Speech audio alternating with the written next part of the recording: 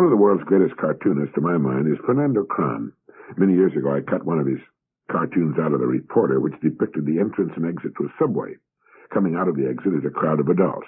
Going down into the entrance is a crowd of children. All the children are laughing and smiling and enjoying themselves. But on the faces of the adults coming out of the subway are expressions of anger, boredom, worry, and not one smile or joyful expression in the lot. There's no caption. None is needed. The cartoon very graphically asks the question, what happened to all of those smiles and happy expressions between the ages of childhood and adulthood? Well, what did happen to them? Are we to say that adult life is so full of sorrow and pain and problems that it cannot be experienced in a consistently happy way? No, in fact, a little later I'm going to give you some statistical data pertaining to happiness, who's happy and why. But this group of powerful people, emerging people in our society, while more aware of the world's problems than 95% of their fellows, still enjoy their lives and do not belong to that sad group coming out of Fernando Cran's subway. I've stood at the exits of subways and watched the people coming up. Nobody expects them to be doubled over with helpless laughter or skipping and playing like children, but their expressions seem to indicate that life for them is an extremely serious and as yet unfathomed riddle, and they give the impression that they're not growing as persons, and are perhaps, in fact, drawing back, shrinking into their little molds and hardening like concrete. Incidentally, my all-time favorite Fernando Cran cartoon portrays a man on the end of a pier who is obviously bent on suicide. He has a rope tied around his neck with the other end tied around a great stone. In attempting to throw the stone over the end of the pier, all he has accomplished is to drop it on his foot. The cartoon shows him hopping on one foot, holding the injured foot in his hands. The caption of the cartoon is simply, incompetence. And if we ever needed proof that the only way to growth and maturity and knowledge lies in the lonely and arduous hours spent alone in thought and study, this thought from the German philosopher Arthur Schopenhauer should convince us. Truth that has merely been learned is like an artificial limb, a false tooth, a waxen nose. It adheres to us only because it is put on. But truth acquired by thought of our own is like a natural limb. It alone really belongs to us. And if you wonder from time to time why so many of the adults you see and know about you shackle themselves with the outmoded ideas of the past, Schopenhauer also wrote, there is no absurdity so palpable but that it may be firmly planted in the human head if only you begin to inculcate it before the age of 5 by constantly repeating it with an air of great solemnity. When a child asks his parents what he should be when he grows up, they often, and with the very best of intentions, try to steer him toward a particular calling or profession. I remember my parents wanted me to be a lawyer. When children seek advice, here's a pretty good answer. Look for the truth. Look for the truth in everything. Spend your entire life looking for truth, and you will have spent it as nobly as any human being who ever lived. And the calling that's right for you will come along.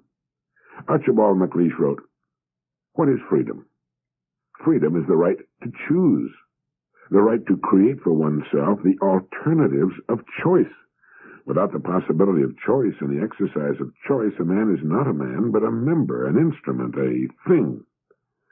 Dr. Carl Rogers says that responsible personal choice is the most essential element in being a person and is the core experience in psychotherapy. Francis Bacon said, if a person will begin with certainties, he will end in doubts. But if he will be content to begin with doubts, he will end in certainties.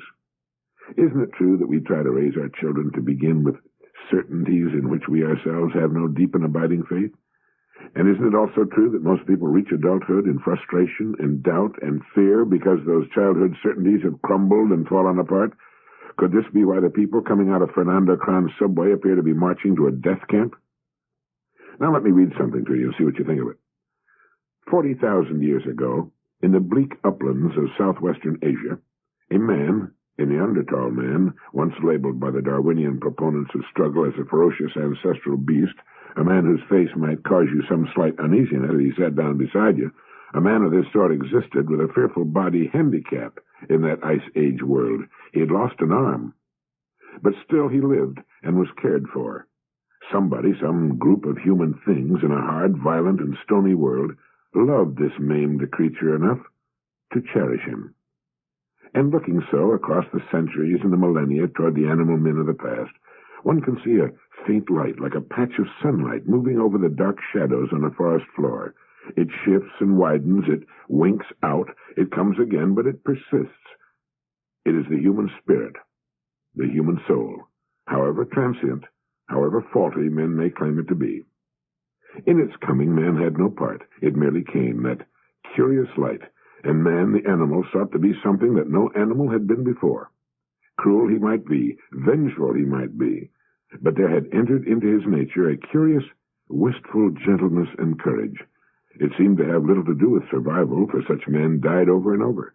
They did not value life compared to what they saw in themselves, that strange inner light, which has come from no man knows where, and which was not made by us. It has followed us all the way from the age of ice, from the dark borders of the ancient forest into which our footprints vanish.